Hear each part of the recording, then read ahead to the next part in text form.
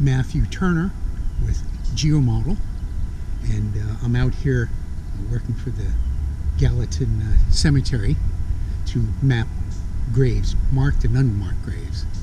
And what I've got here is a ground penetrating radar machine that maps graves, and the orange box down there is sending radar signals into the ground.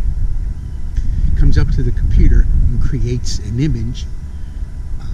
When we go over a casket or a grave, you'll see what is called a GPR anomaly, or ground penetrating radar anomaly.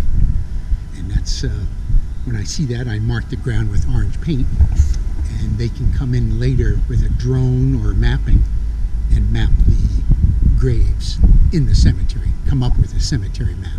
It's fairly common. I do quite a few cemeteries across the country, but it's a new technology and a new application, and it requires quite a bit of patience and looking at the data carefully, especially in an unmarked grave situation like this, where you have a few that are unmarked.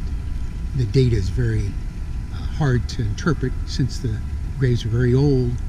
Radar likes to reflect off of something. When the grave is old, there's not much to reflect, so the data is very hard to look at. But there's a grave anomaly in real time, if you can see that. A little hard to see with this particular. There it is, there, right there, that white.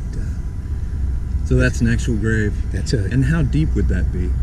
Oh, maybe 2 or 3 feet. And right here in this section, I've mapped quite a few marked and unmarked graves.